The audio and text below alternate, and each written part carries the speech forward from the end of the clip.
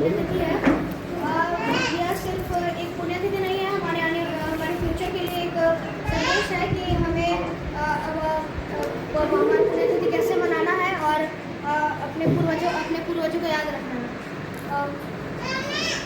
मैं अपने दादाजी के साथ उतना समय तो नहीं बिता पाया हूँ, उनका आवाज़ नहीं सुन पाया हूँ, लेकिन यह मैं अपने पापा से और दादी से और बाकी सारे लोगों से सुना हूँ कि दादी जी काफ़ी अच्छी बातें बताया करते थे और सबसे काफ़ी प्यार करा करते थे।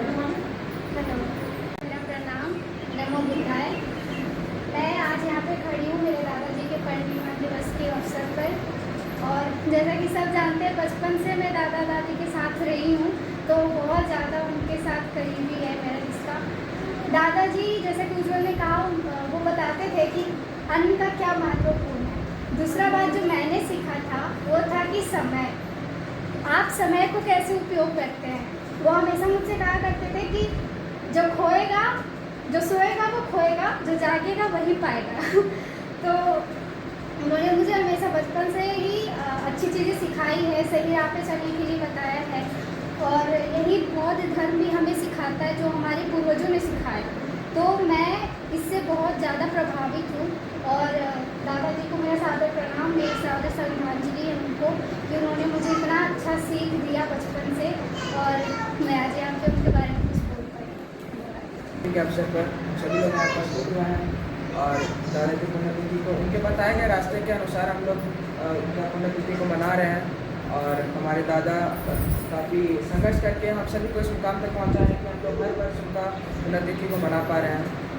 हमारे दादाजी का मैं ज़्यादा समय उनके साथ व्यतीत नहीं किया हूँ, लेकिन जितना उनके साथ व्यतीत किया हूँ उसमें उन्होंने बहुत सारी बातें बताई हैं जो मैं अपने पिताजी, मेरे चाचा जी, सब लोगों के साथ सुनते हुए आ रहा हूँ। परंतु कुछ बातें जो मुझे याद है जो वो बताया करते थे, सबसे महत्वपूर्ण बात है वह अन्य का, जो मैं पिछले साल भी इस बात के बारे में बोला था और अभी भी यह बोलता हूँ कि वह अन्य को भगवान की तरह मानते थे।